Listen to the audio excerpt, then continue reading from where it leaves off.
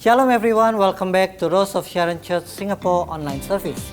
I would like to remind all of us that our Connect group is still conducted via online. And I would like to encourage all of us to stay connected and grow together. For more information, you can join our Instagram at GMS Singapore. And next week is our Holy Communion week. Let's prepare our heart for that. And now is the time for the offering. And our offering, you can transfer via QR code. You can scan it here. And now, let's pray together. I will lead in prayer. Father God, we would like to thank you for your blessing in our life. And now we want to give the best to you, Lord.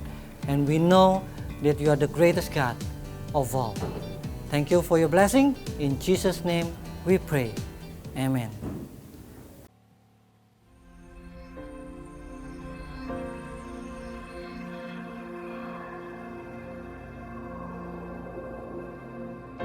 Orang yang suka memuji akan kuat roh doanya.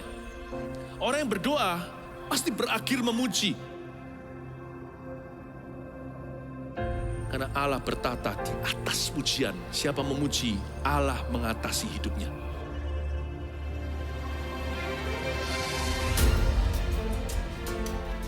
The Year of Praise, tahun pujian menjadi sebuah petualangan yang tiada dua. Menjadi sebuah pelajaran hidup yang langsung dari Kristus. Menjadi sebuah pengalaman yang indah. Waktu kita memuji Tuhan, seluruh kerajaan itu berdiri di sampingmu. Waktu kita memuji seluruh kerajaan Allah, dan kereta-keretanya yang tidak kelihatan berkuda, dan berapi-api itu berada di kanan kiri. Semakin fisik kita lemah, roh kita semakin memuji Tuhan. Semakin jasmani kita terbatas, semakin rohani kita tidak boleh dibatasi.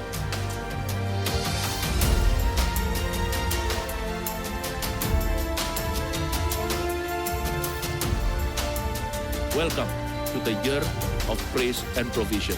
Mari kita mengizinkan Tuhan merajut rancangan yang belum pernah kita bayangkan.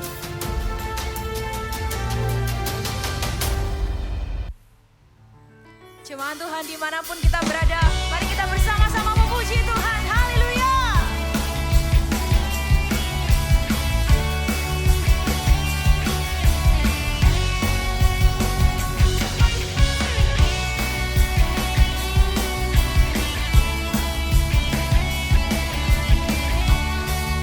Bersama kita katakan, bangkit serukan nama Yesus. Bangkit serukan nama Yesus.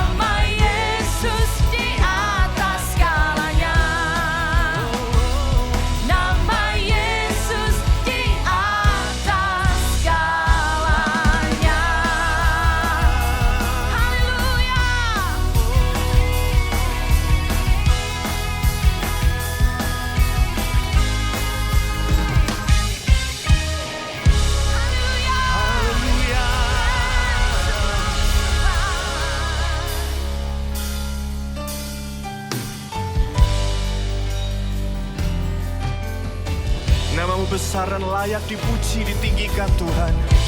Haleluya. Segenap hati kami tertuju padamu, mata kami tertuju kepadamu Tuhan.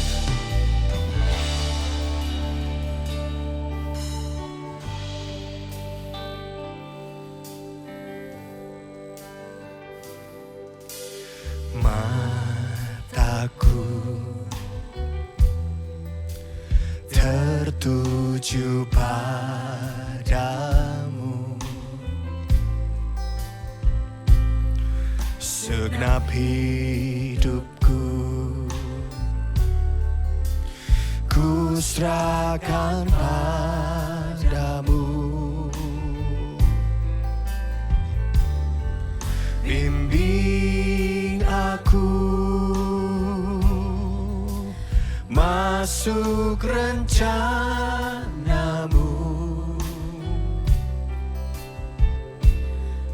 untuk membesarkan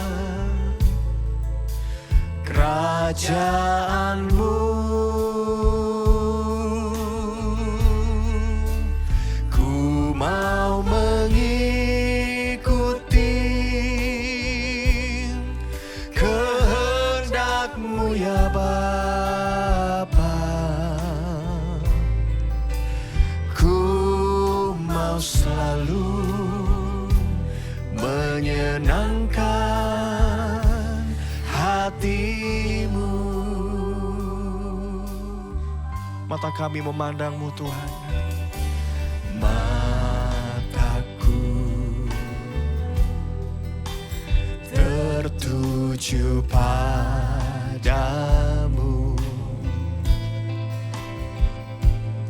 segenap hidupku ku serahkan padamu. Bimbing aku masuk rencanamu, masuk rencanamu,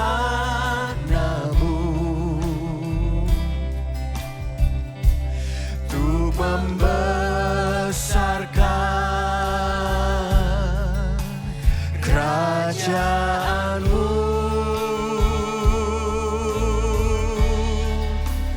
Ku mau mengikuti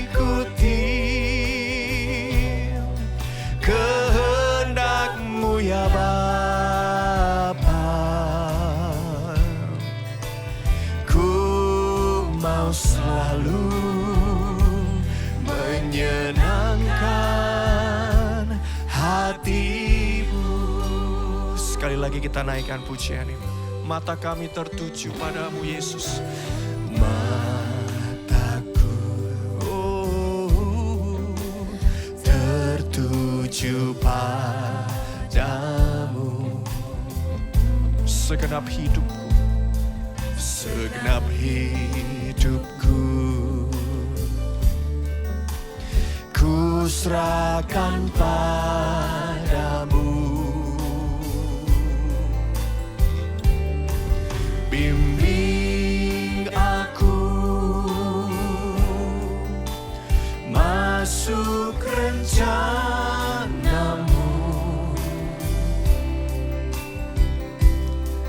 untuk membesarkan kerajaan-Mu.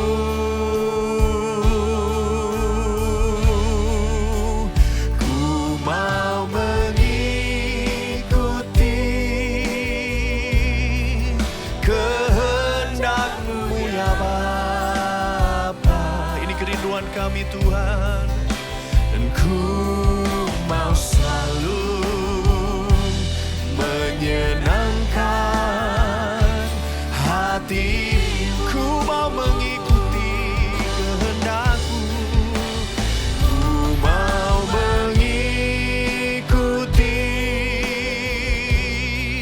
kehendak-Mu ya Bapa. Ku mau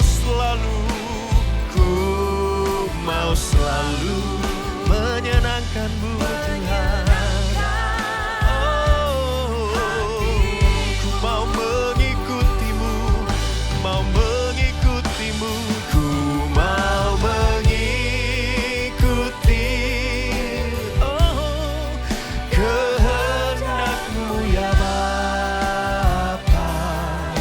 biar kami selalu mengikuti dan menyenangkan-Mu Tuhan. Mau selalu menyenangkan hati-Mu. Mari dengan segenap hati kita, ku mau mengikuti, ku mau mengikuti kehendak-Mu ya Bapa, dan ku mau selalu menyenangkan hati-Mu.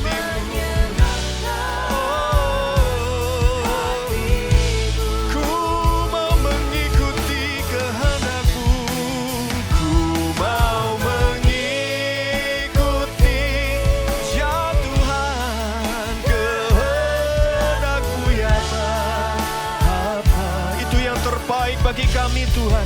Ku mau selalu menyenangkan hati-Mu. Mari dengan sungguh hati, ku mau mengikuti kehendak-Mu Tuhan. Ku mau mengikuti kehendak-Mu ya Bapa, dan ku mau selalu menyenangkan hati-Mu.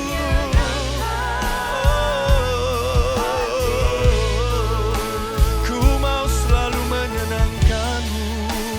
Ku mau selalu menyenangkan hati-Mu.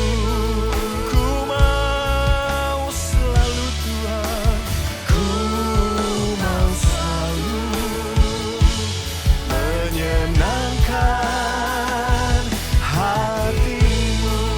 Mari datang sembah Dia. Ya Ralabaya Shadana Lamayaso. Kami mau menyenangkan-Mu Tuhan, dan mengikuti kehendak-Mu Tuhan.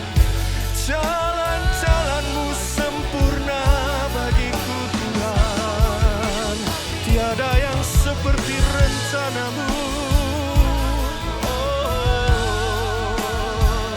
Kami berserah, kami menyembah, kami angkat pujian bagi Allah kami.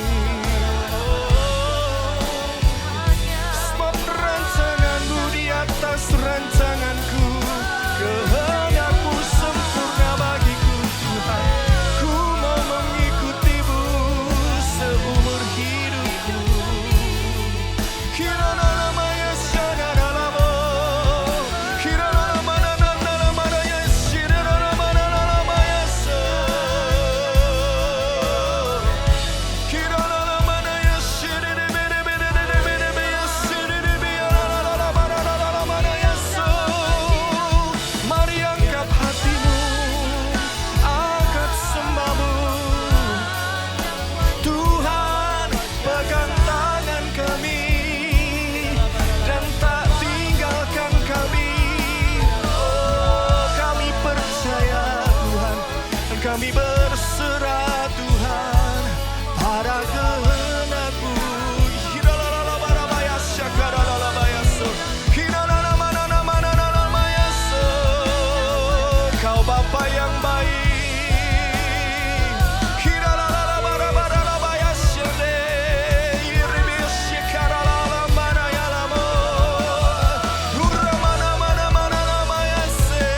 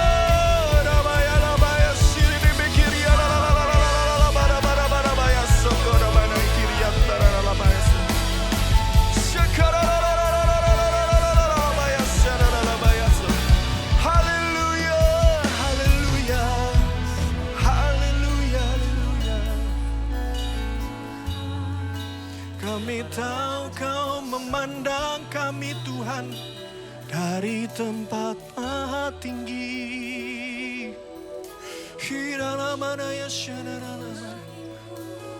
Mata Tuhan menjelajah bumi, melihat setiap kami di tempat kami masing-masing. Kami tahu Engkau ada bersama dengan kami Tuhan.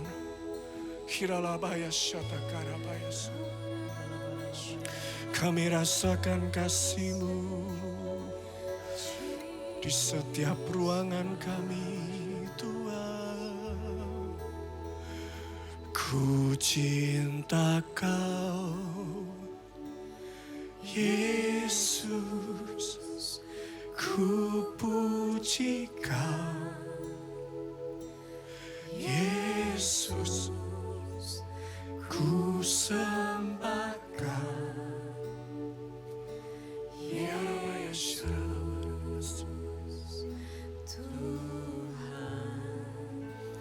dan Rajaku. Dengan segenap hati dan dengan segenap jiwaku, akal budi, ku cinta Kau, ku cinta Kau. Mari naikkan pujian ini dengan segenap hati. Ku cinta Kau, ku cinta Kau Yesus, ku puji Kau. Oh, kami nikmati hadirat-Mu Tuhan. Kasih-Mu mengalir. Segala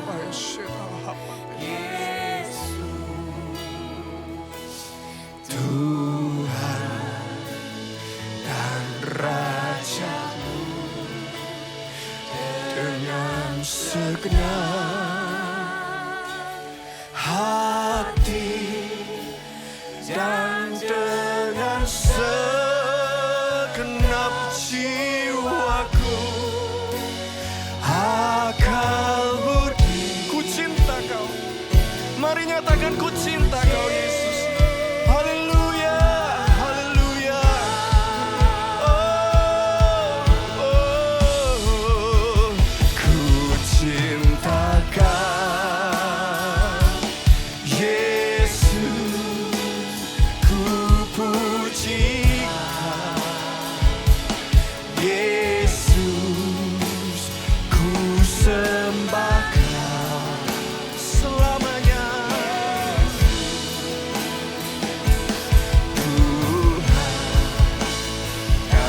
Rajaku, dengan segenap hati kami, dengan kekuatan kami Tuhan, dan dengan segenap jiwaku, akal budi, ku cinta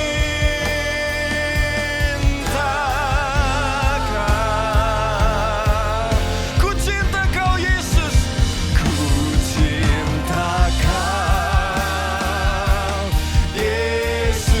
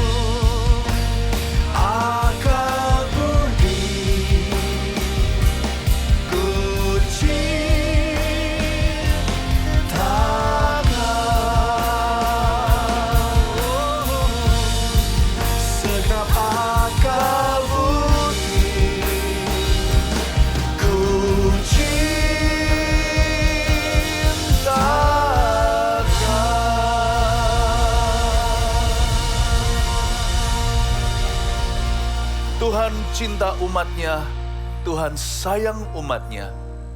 Kami cinta jemaatmu, kami mengasihi gerejamu. Terima kasih Yesusku, Kau baik sekali, tiada seperti Engkau.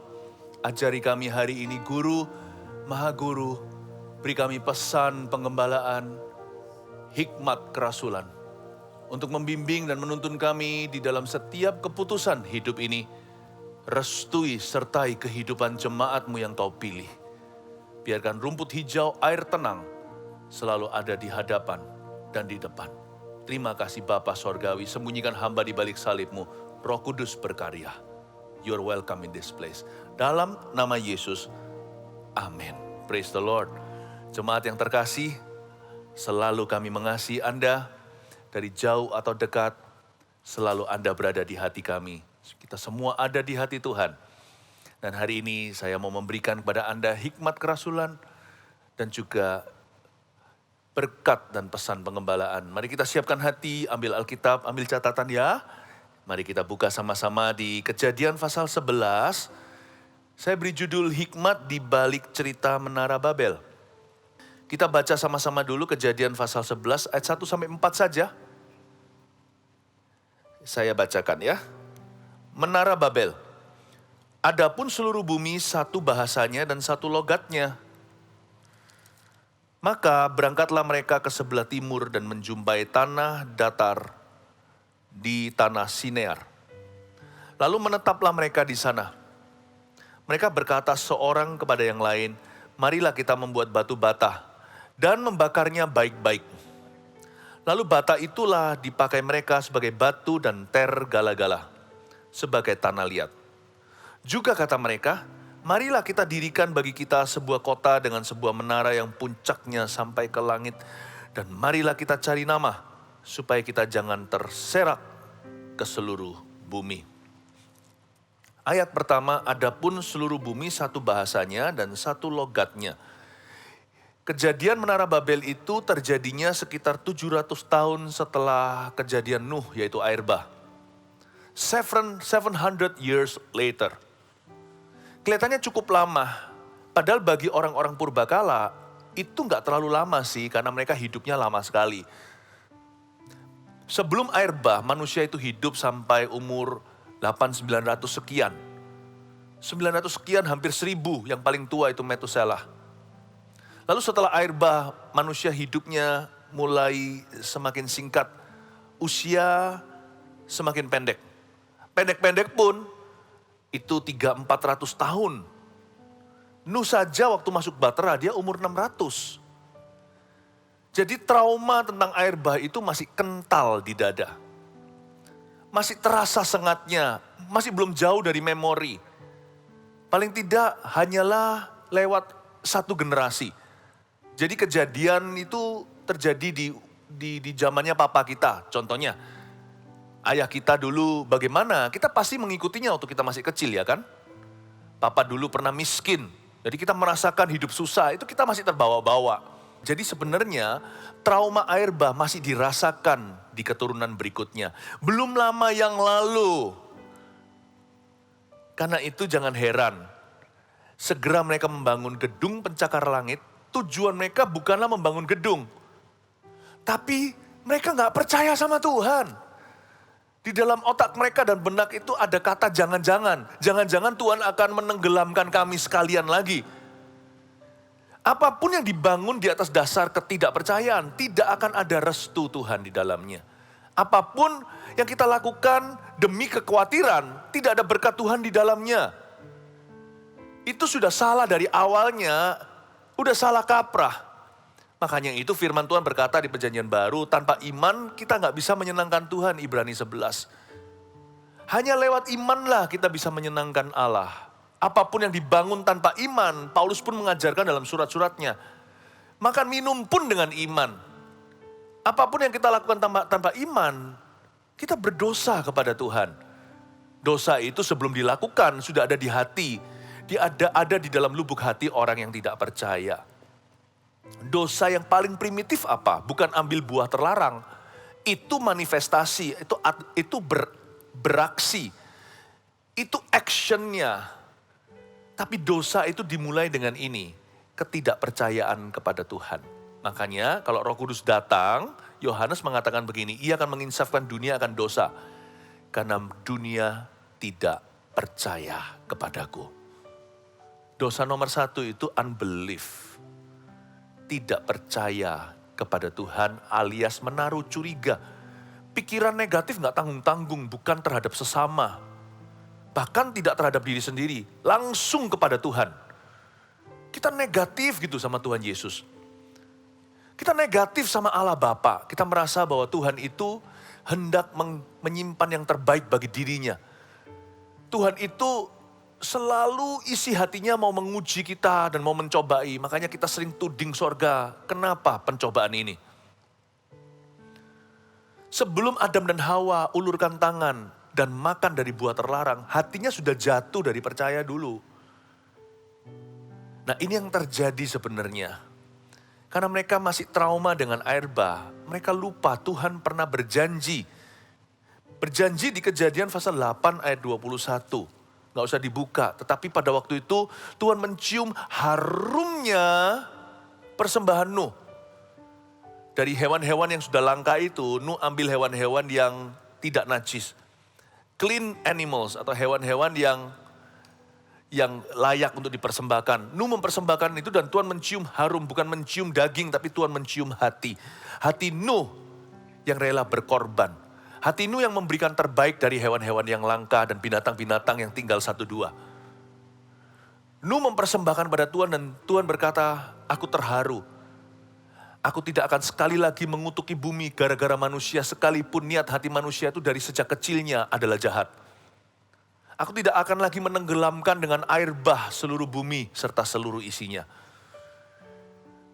Tapi manusia tidak memegang Tuhan pada firman-Nya. Manusia memilih untuk meragukan. Manusia memilih untuk bimbang selalu. Nggak percaya sama janji Tuhan itu yang ditandai dengan pelangi. Pelangi itu bukan LGBT. Pelangi itu adalah perjanjian kasih, perjanjian damai Tuhan. Bukannya mereka itu bersyukur Tuhan terima kasih dulu nenek moyang kami dihukum karena memang salah mereka.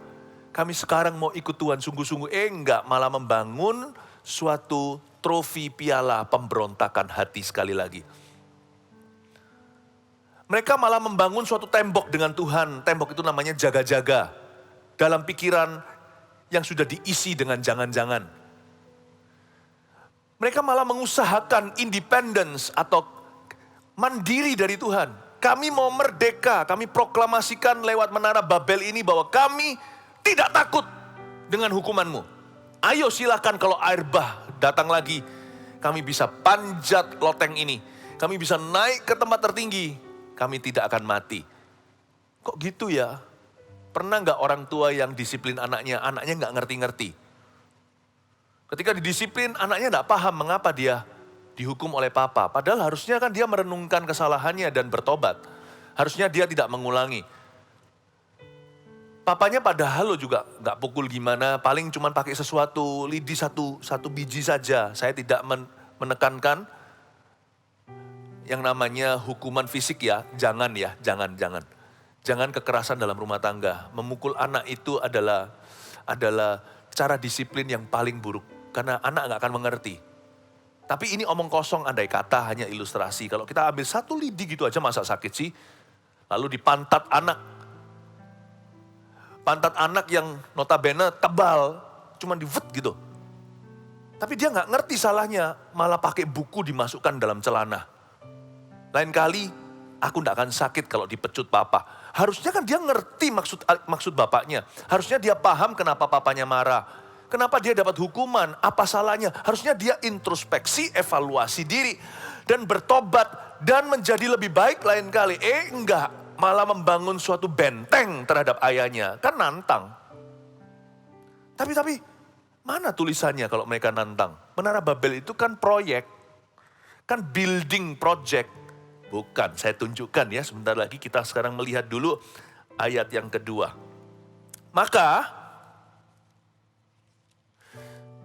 berangkatlah mereka ke sebelah timur dan menjumpai tanah datar di tanah Sinear. Tanah datar di tanah Sinear ini di area Babilonia. Jadi hari ini di dunia modern itu di sebelah Irak situ. Yes, Irak itulah Babel sekitar sana.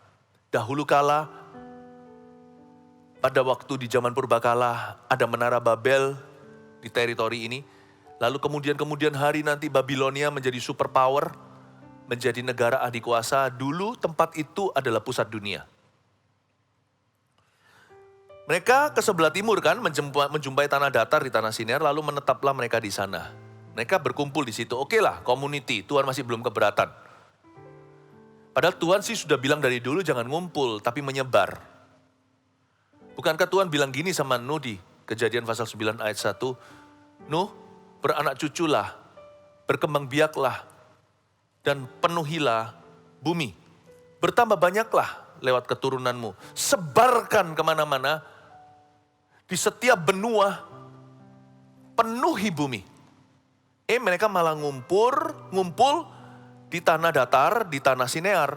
Lalu gak tahu setan lewat gimana, mereka mengusahakan atau mengupayakan independence from God. Menjadi orang yang mandiri itu perlu. Tapi kita gak bisa mandiri dari Tuhan. Sebab Tuhan sendiri berkata di Yohanes 15 di perjanjian baru, nantinya anak Allah mengajarkan. Di luar aku kamu gak bisa berbuat apa-apa. Bisa kita mandiri itu sebagai sifat dewasa, bukan sebagai sebuah keinginan untuk bebas dari Tuhan. Karena di kitab Mazmur dikatakan, kemanakah aku dapat pergi menjauhi rohmu Tuhan. Kita gak bisa sebenarnya sesungguhnya merdeka dari Tuhan itu gak bisa. Lebih tepatnya ngapain sih, untuk apa? Tuhan tuh baik loh, kenapa harus merdeka? Kalau dari budak dosa kita harus lepas. Dari setan yang begitu menjajah, begitu menyesatkan dan membinasakan, kita harus putus hubungan. Tapi sama Tuhan, semua spare part kita itu bikinannya. Tuhanlah yang menjadi ari-ari utama setiap manusia. Ari-ari kita dengan mama waktu di kandungan itu hanyalah sambungan. Manusia yang gak punya ari-ari istilahnya adalah Adam dan Hawa. Semua setelah itu keturunan Hawa. Itu ari-ari sama mama hanyalah sambungan kepada Sang Pencipta. Ngapain sih kita bebas dari Tuhan? Ini orang mikir apa? Tuhan tuh baik loh. Saya ngerti, soalnya Yohanes bilang begini. Tuhan itu yang punya dunia kan, tapi dia datang kepada milik kepunyaannya ditolak. Karena orang-orang dunia lebih suka kegelapan, sedangkan Tuhan terang dunia. Dan silau, mereka gak suka. Karena itu mereka menolak. Pada mulanya adalah firman, firman itu bersama dengan Allah, firman itu bersama dengan Allah, lalu firman itu adalah Allah, firman itu menjelma menjadi manusia. Bumi adalah kepunyaannya, dia datang kepada umat miliknya, umat manusia maksudnya, tapi mereka menolak dia karena manusia lebih cinta kegelapan, lebih suka isi hatinya yang jahat. Manusia lebih hobi dosa. Mereka gak mau punya hubungan dengan Tuhan karena Tuhan itu penghalang. Bagi orang yang mau berdosa ya jelas Tuhan itu adalah halangan.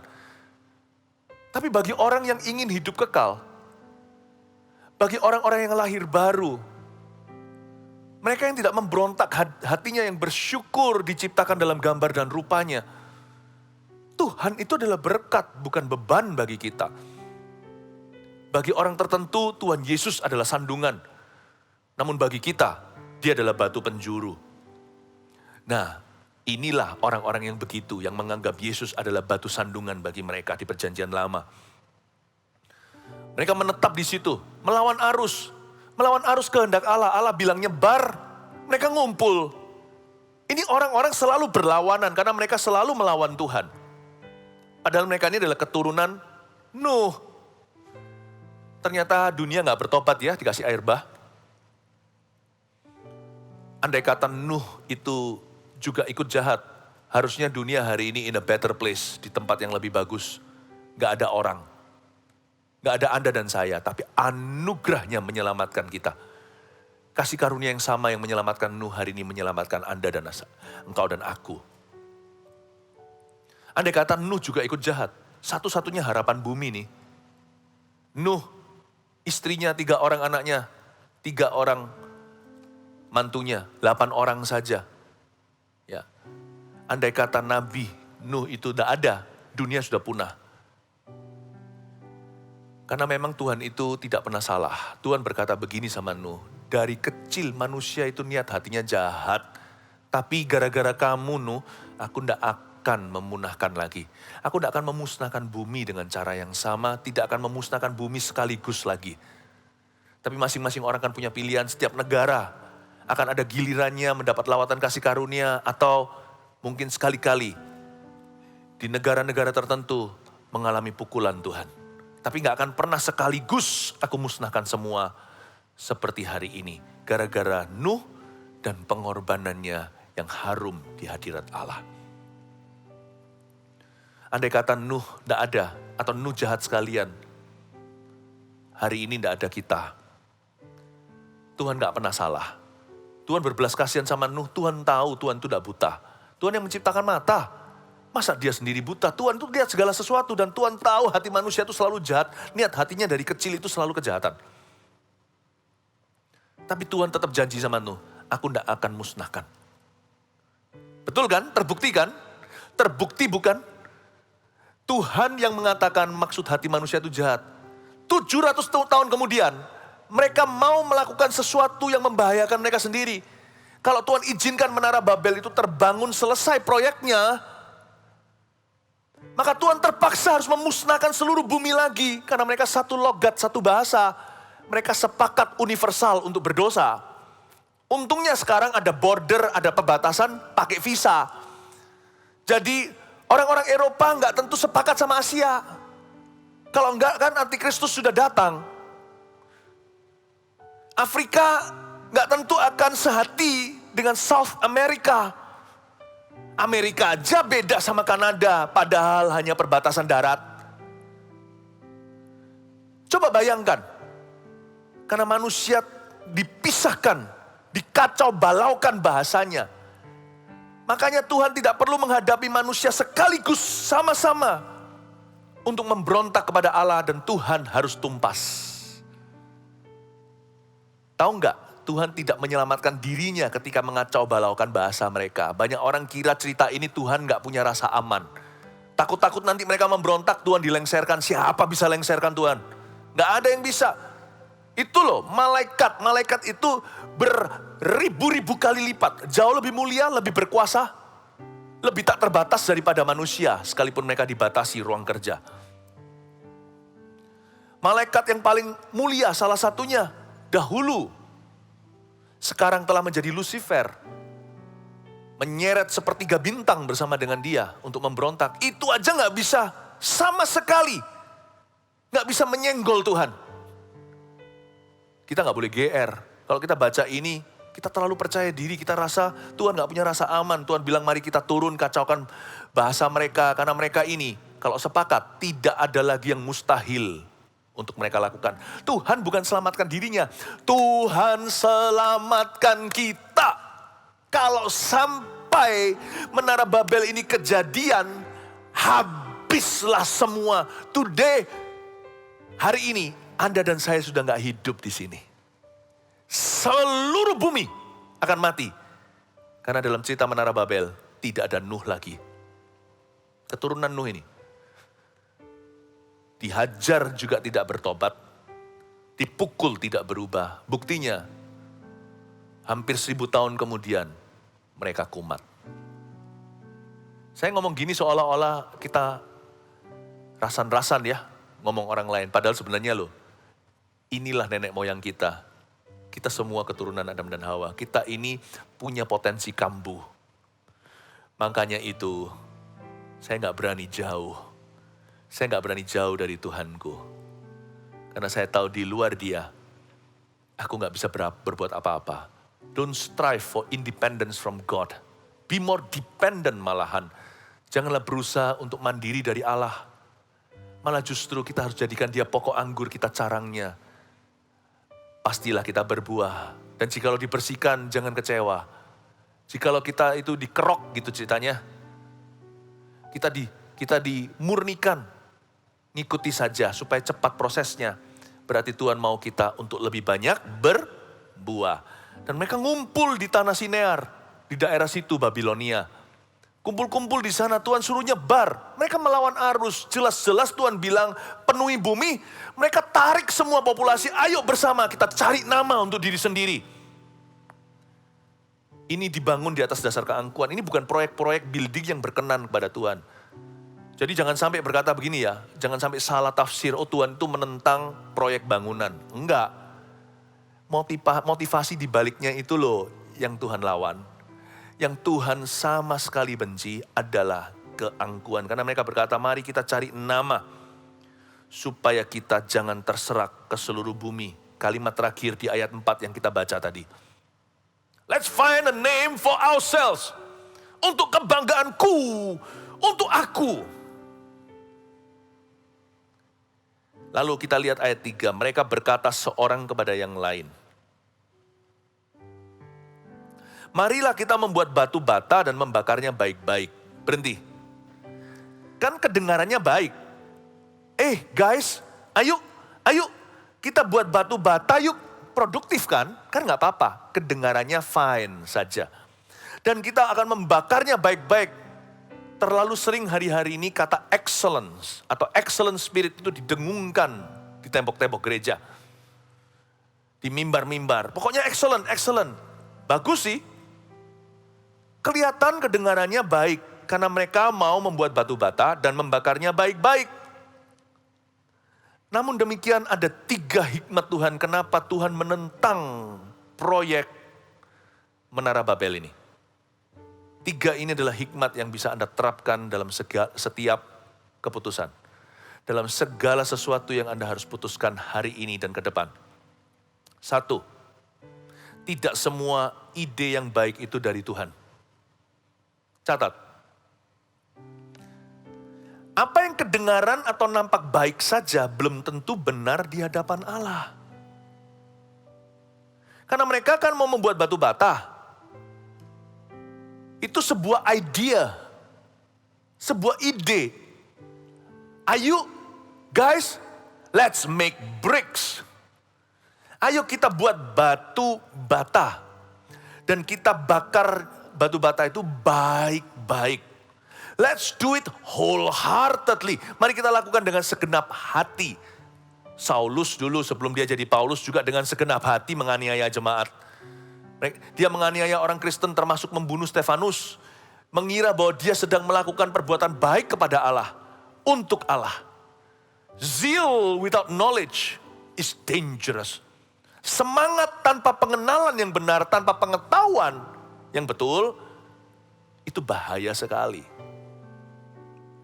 Tidak semua ide yang baik itu dari Tuhan. Catat itu. Jangan jadi orang yang lugu. Good idea, pasti dari Tuhan. Uji dulu karena itu nomor 2. Ujilah motivasi di balik setiap keputusan. Uji dulu. Ask the question why. Not just who, where, and what. Kalau dalam menguji hati ya, menguji motivasi, selalu tanya ini. Selalu tanya pertanyaan mengapa. Kalau kita ngalami pencobaan, pertanyaan mengapa itu merugikan. Mengapa Tuhan izinkan? Karena kita tidak dapat jawaban, kita kecewa. Karena pertanyaan mengapa nggak ada jawabannya ketika kita sedang dilanda suatu bencana. Tetapi kalau mau menguji motivasi hati, jangan tanya who. Dan jangan tanya what. Apalagi kalau kita sudah menggebu-gebu. Tuhan pun rasanya sudah kita beli dengan ambisi. Tuhan pasti restui.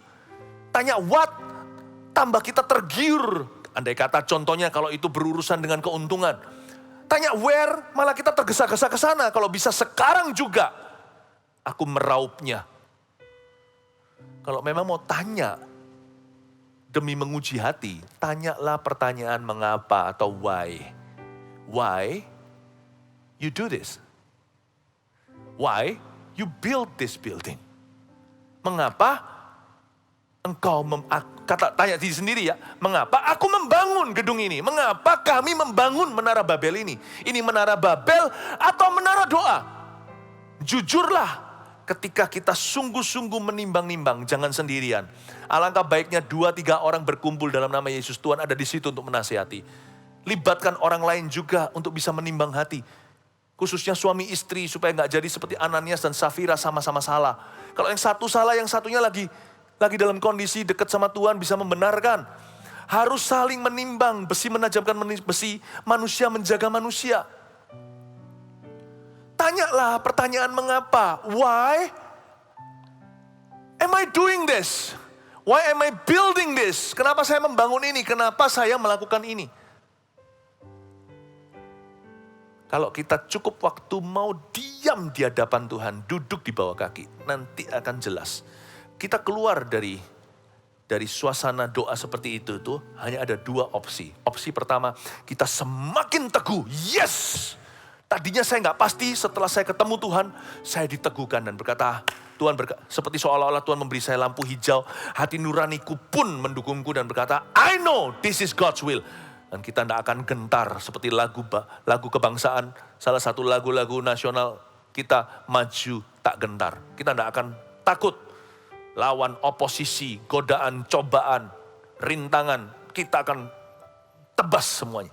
Karena kita tahu apa yang menjadi kehendak Tuhan dalam hidup ini. Atau opsi kedua, akhirnya kita terpaksa mengaku, iya Tuhan, sorry. Aku lakukan ini karena aku mau nunjukkan aku bisa. Atau aku mau lakukan ini untuk balas dia. Aku lakukan ini semua karena sakit hati. Aku bangun ini karena keserakahan.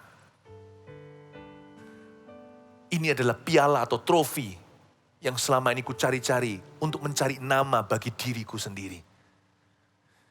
Salah satu opsi, kita diteguhkan atau kita akan ditegur Tuhan. Ujilah motivasi ya di balik setiap keputusan. Yang ketiga, tangkaplah sinyal awal kesalahan sebelum fatal. Tangkaplah sinyal awal kesalahan sebelum fatal. Dalam hal ini gak perlu maha tahu untuk tahu. Mari kita belajar dari Tuhan yang bijaksana. Ya, Tuhan itu kasih mereka waktu 107 tahun berjalannya konstruksi sebelum interupsi ilahi. Jadi Menara Babel itu dibangun, sudah berjalan pembangunannya 100 years over. Kayaknya lama ya kalau kita bangun begitu 100 tahun. Jangan lupa lagi, selalu dalam konteks hidup manusia itu lama sekali. Jadi kalau sekarang bicara soal rasio, mereka baru bangun berapa tahun saja. Atau paling tidak belasan tahun. 107 tahun sebelum Tuhan intervensi.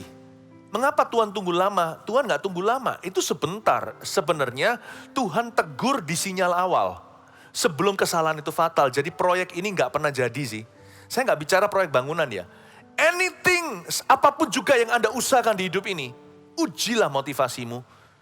Dan tangkaplah jikalau ada sinyal-sinyal yang salah. Lebih dini lebih baik. Diagnosa awal sebelum fatal. Tidak perlu maha tahu. Kita harus tahu. Dan Tuhan itu tidak membiarkan manusia sampai kronis. Sampai air bah kedua harus terjadi padahal Tuhan sudah janji. Tuhan tidak akan sih lakukan air bah. Bisa saja Tuhan akan hanguskan dengan api. Tapi Tuhan langsung turun tangan intervensi karena kasih. Demikian pula kita. Kita harus belajar seperti Tuhan. Kita bisa baca sinyal awal. Bukan hanya people ya. Proyek, program, apapun juga. Gaya hidup, lifestyle. Attitude, sikap hati. Keputusan kecil yang menuntun pada keputusan besar. Mencegah kebangkrutan. Dalam gegabah dalam mengambil keputusan atau ikut-ikutan sama teman. Harusnya kita sudah bisa melihat sinyal awal. Contohnya di dalam bidang usaha. Kalau orang berkata, gak usah lah bro, sama-sama percaya. Gak ada surat-suratnya, gak usah jelas sama sekali. Pokoknya persahabatan. Harusnya itu sudah sinyal. Kalau orang itu sahabat benar dan kalau orang itu orang benar, dia yang ngotot bukan Anda. Dia yang takut mengelola uang orang kalau mamon tidak ada di hatinya. Dia yang akan mengejar Anda. Anda yang sungkan, gak apa-apa lah, gua percaya. Dia yang menjalankan, yang gak enak hati dan berkata, ini suratnya semua jelas begini resikonya. Dan kalau untung dibagi berapa, dia yang jelas, dia yang akan tiap hari telepon Anda. Ayo kita Baca klausalnya bersama-sama, term-termnya di muka. Sampai Anda berkata, ya sudah gak apa-apa. Terakhirnya Anda berkata, thank you ya untuk transparansinya. Untuk semua ini transparan. Itu baru sinyal bagus. Kan kita bisa lihat sinyal awal. Dari awal kelihatan something is off, sesuatu yang salah. Saya tunjukkan ya, salahnya di mana. Kita lihat ayat berikutnya. Kalimat berikutnya maksud saya. Kita baca lagi ayat 3. Mereka berkata seorang pada yang lain, marilah kita membuat batu bata dan membakarnya baik-baik. Oke. Lalu bata itulah dipakai mereka sebagai batu. Mereka bangun itu naik ke atas pencakar langit. Dan tergala-gala sebagai tanah liat. Tunggu. Kenapa pakai tergala-gala? Itu bahan waterproof seperti aspal. Kenapa bangun ke atas itu pakai bahan waterproof? Menurut saya disinilah cetusannya. Harusnya sinyal awal sebelum fatal. Kalau di situ ada orang benar, keturunan Shem, Ham, dan Yafet. Mungkin keturunan Ham semua Kanaan. Paling tidak kan keturunan Shem, ada orang baik. Harusnya baca dari awal. Guys, tunggu dulu. Aku gak mau tanda tangan ini. Atau aku gak mau ikut-ikutan itu. Sebelum aku melakukan keputusan ini, berapa banyak orang masuk hubungan sesuatu, hanya untuk membuktikan bahwa dia itu gimana. Atau membuktikan pada orang lain, atau untuk membalas ex mantannya. Harusnya kita bisa melihat sesuatu itu kalau tidak real, itu terbaca dari awal. Tuhan tuh gak mau kita itu terjerumus atau terjerabab. Jangan sampai kita terjebak. Tuhan gak mau kita masuk ke lubang yang baru maupun lubang yang lama. Kok pakai waterproof? Kalau kita ada di situ, saya gak sok rohani ini. Dengan penuh Roh Kudus seperti hari ini, kalau saya ada di sana, saya akan tanya. Why waterproof material? Kalau itu sudah tingkat 20 ke atas. Ya mungkin kalau ground floor-nya ya saya ngerti. Kenapa sampai atas itu pakai gala-gala sebagai tanah liat? What are you trying to say? Berpikiran kritis itu harus pada tempatnya. Kalau hal-hal yang harus percaya saja, percaya bukan berarti mati intelektualnya. Tapi kita itu salah, kita tuh memikirkan hal-hal yang gak perlu dipikirkan. Dan kita gak mikir ketika harus mikir. Harusnya ada yang angkat tangan, permisi. Kenapa tergala-gala? Kenapa pakai waterproof? Ternyata mereka adalah a bunch of people, sekelompok orang yang tidak percaya janji Tuhan yang seperti saya katakan tadi di Kejadian pasal 8. Tuhan udah kasih pelangi kok. Tuhan udah bilang sekali lagi tidak akan kumusnahkan bumi dengan air bah. Aku tidak akan mengutuki bumi gara-gara manusia sekalipun dari kecil niat hatinya jahat. Tuhan tahu kok. Tuhan tahu kepada siapa dia janji. Ini orang-orang gak bisa dipercaya, tapi Tuhan yang berjanji tidak akan pernah ingkar janjinya sendiri. Tahu gak hari ini kita selamat bukan karena kita ini tepat janji. Kita selamat karena Tuhan tepat janjinya di Kalvari. Kenapa mereka membangun sesuatu? Dari awal harusnya kita curiga. Something is wrong. Kenapa pakai bahan waterproof sampai ke pencakar langitnya? Apakah ini membangun, di balik itu motivasinya adalah jaga-jaga? Jangan-jangan Tuhan ingkar janji, terjadi air bah, atau lebih tepatnya, ayo Tuhan, kirimlah, kami siap kok.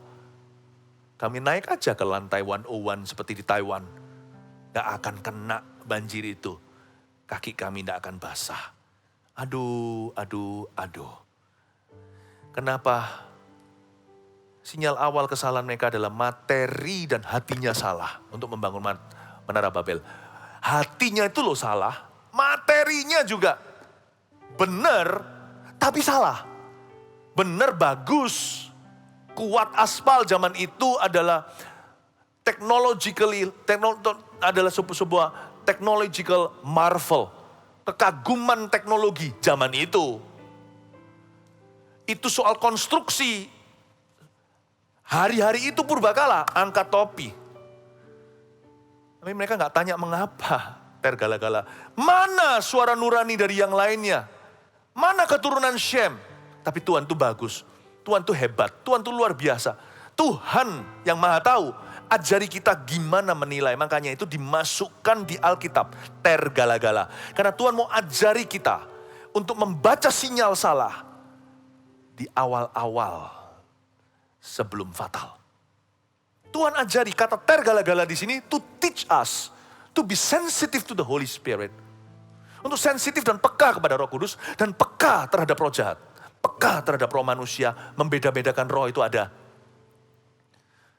Ayat ini memberikan kepada kita sebuah pelajaran berharga bahwa seperti Tuhan, kita juga harus peka sinyal. Ya? Selain itu, ayat 4 sekarang, juga kepada mereka marilah kita dirikan bagi kita sebuah kota dengan sebuah menara yang puncaknya sampai ke langit. Dan marilah kita cari nama supaya kita jangan terserak ke seluruh bumi. Selain materi dan hatinya salah, apalagi yang salah? Visinya salah. Visi Menara Babel itu adalah mengumpulkan.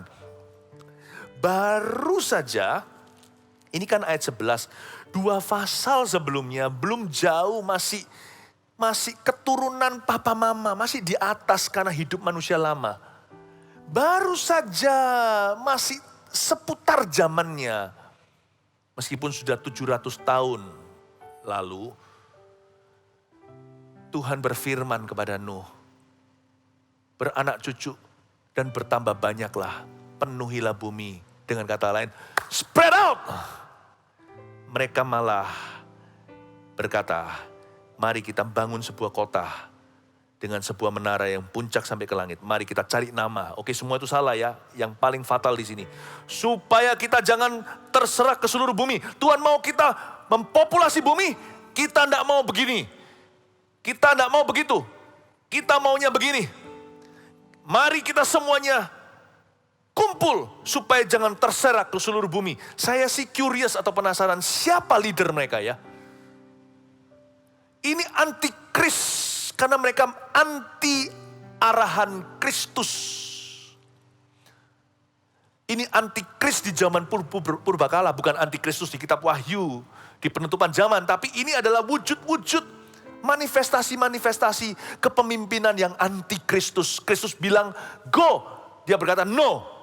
Kristus bilang menyebar populasi bumi. Mereka berkata mari kita ngumpul supaya jangan terserak ke seluruh dunia. Saya kepingin tahu siapa leadernya. Nggak ditulis di Alkitab. Siapa diktator yang anti Tuhan ini? Dan dia berkata, mari kita cari nama untuk diri kita. Mari kita berkumpul supaya jangan terserak ke seluruh dunia. Visinya salah. Makanya Tuhan tidak berkati, proyek gak jadi. Bukan karena komunikasi mereka kacau, karena Tuhan tidak restui. Makanya kacau balau. Remember this. God is not for anything in your life that is against His will. Ingat ini, Tuhan tidak akan mendukung apapun di hidup kita yang melawan kehendaknya. Visinya salah arah, bukan hanya motivasi, materinya, bukan hanya hati. Tapi visinya juga salah. Visinya harusnya begitu, gini ya. Visinya harus gini, ini visi Tuhan. Gini, untuk kemuliaannya. Mereka enggak, mereka gini, untuk menantang Tuhan. Saya ulang, ini adalah gerak-gerik tubuh yang mungkin mudah diingat sebagai ilustrasi. Salah visi. Visi yang benar begini, menyebar. Dan bumi penuh kemuliaannya. Saya ulang, menyebar. Bumi penuh kemuliaannya. Tapi mereka maunya begitu. Mereka gak mau begitu, mereka maunya begini. Kumpul. Kita bisa tanpa Tuhan. Kumpul. Emang lu siapa Tuhan? Kumpul. Enough. Kami sudah tidak perlu Tuhan Yesus. Aku punya uang, aku punya koneksi, aku punya kedudukan, aku punya pengaruh, aku punya teman, aku punya otak, aku punya gelar. Kumpul. Bye-bye Yesus. Kumpul. Be gone God, pergilah, enyahlah daripada kami. Kumpul. Kami yang terhebat, cari nama bagi diri sendiri. kami, aku. Tuhan maunya sebar. Bumi penuh kemuliaan Allah. Mereka maunya kumpul. Lawan Kristus. Apapun yang begini di hidupmu, it's doomed to fail. Apa yang begini dalam hidup kita, pasti akan roboh. Jadi proyeknya akan tidak dilanjutkan. Apapun yang menentang kehendak Allah, tidak bisa berjalan terlalu jauh. Dan jikalau sukses di hidup ini, Tuhan seolah-olah berkata, see you di akhirat. Anda dan saya akan masuk ke accountingnya sorga. Dan kita harus memperhitungkan setiap dosa pemberontakan kita. Tetapi apapun yang dari Tuhan, yang sifatnya begitu, Tuhan akan bekerja sama mendatangkan kebaikan. Bumi penuh kemuliaan Allah.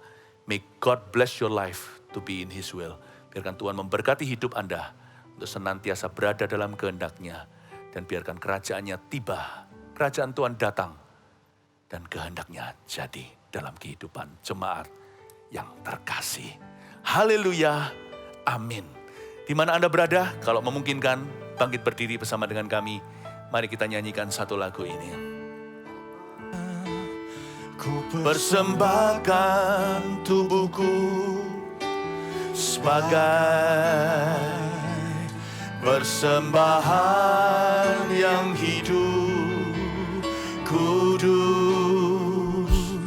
dan yang berkenan padamu, sebagai ibadah yang sejati.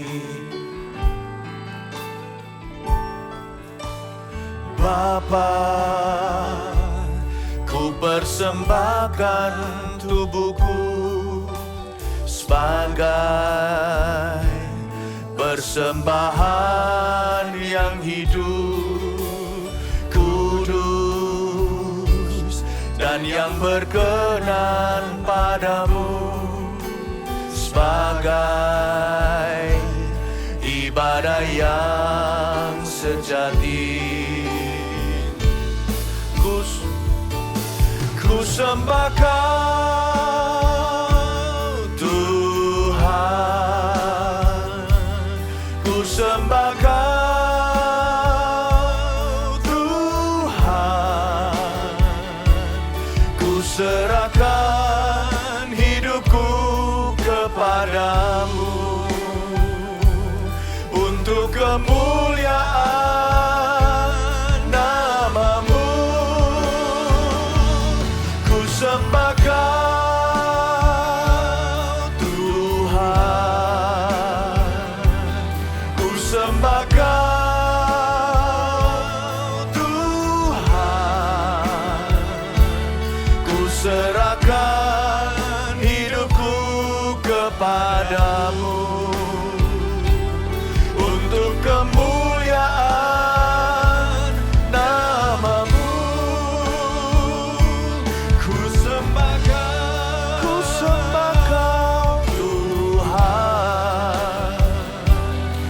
Sembah Kau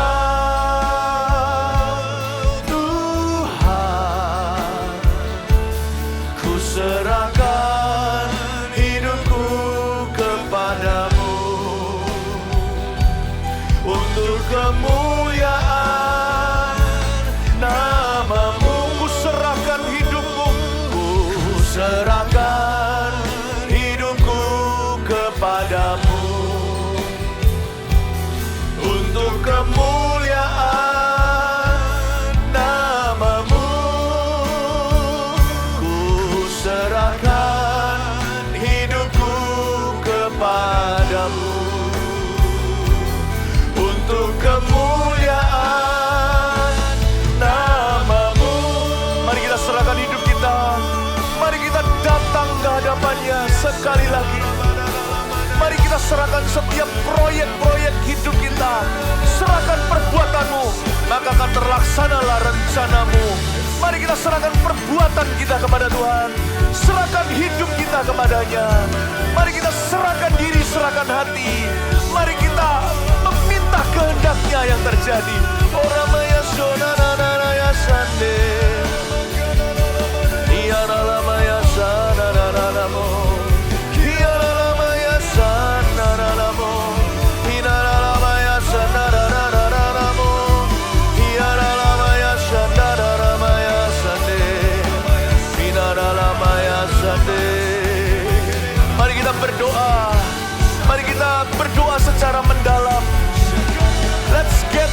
a deeper prayer. Mari kita minta dan mengundang hadirat Allah secara sengaja. Mari kita minta kerajaan-Nya datang atas hidup kita. Kehendak-Nya yang jadi. Mari kita tundukkan hati, menundukkan diri. Oh haleluya, mari kita serahkan hidup kita. Setiap proyek kita, setiap pelayanan kita, pekerjaan kita, cita-cita, setiap hubungan kita, semua kepercayaan dan talenta. Serahkan perbuatanmu pada Tuhan. Dan minta Tuhan menguji hati dan motivasi. Minta Roh Kudus berbicara dan menerangi. Mari angkat suaramu, angkat tanganmu, angkat wajahmu. Oramaya shanana maya se. Inana maya sandana mo. Inana maya sandana maya se. Inana maya sandana mo. Haleluya. Inana maya sandana. Inana maya sandana mo. Inana maya se. Haleluya. Haleluya. Haleluya. Akal budi ku cinta kau. Akal budi ku cinta kau. Haleluya. Engkau telah mengisi kami dengan hikmat-Mu. Di balik cerita Menara Babel kami jadi mengerti bahwa kehendak Tuhan yang harus kami cari terdahulu sebelum kami berbuat sesuatu. Terima kasih Tuhan. Akal budi, hati pikiran kami mengasihi-Mu. Terima kasih Yesus, materaikan firman-Mu. Sebentar di akhir ujung ibadah ini, kita akan mengembalikan persembahan persepuluhan. Sebab minggu ini adalah minggu ketika kita melakukan disiplin rohani yang diajarkan di dalam gereja dan firman. Tuhan Yesus, salah satu cara kami ya untuk melakukan kehendak Tuhan adalah lewat pemberian. Kami belajar untuk mengerti, ya Tuhan, rencana Tuhan dalam kehidupan kami termasuk keuangan. Kami kembalikan tidak dengan suatu harapan palsu. Kami memberi ini seolah-olah memiutangi Tuhan, Kau harus memberkati. Kami memberi karena kami sudah diberkati lebih dulu. Sekalipun mungkin sebagian dalam kesusahan, kami bisa belajar memberikan dari kekurangan. Tuhan, terimalah persembahan kami. Kami mengembalikan persembahan persepuluhan ini sebagai langkah taat dan rindu untuk melakukan kehendak-Mu. Ingatlah umat-Mu ya Tuhan. Berkatilah hidup mereka. Dalam nama Yesus. Amin. Terima kasih Tuhan. Bapa, terima kasih. Bapa, terima kasih. Bapa di dalam surga, ku beri terima kasih. Mari kita berterima kasih pada Tuhan untuk hikmat-hikmat-Nya. Bapa, terima kasih. Bapa, terima kasih. Bapa di dalam surga,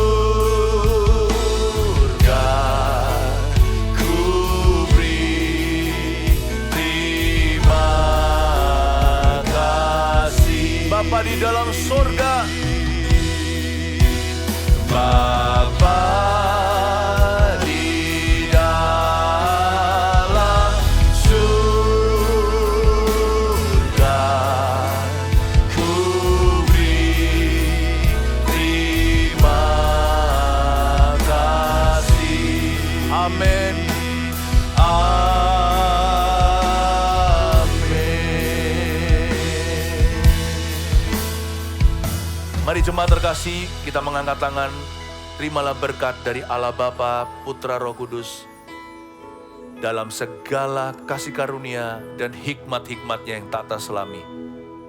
Jadilah umat yang dituntun oleh Tuhan setiap hari. Terpujilah nama Tuhan untuk kebaktian hari ini.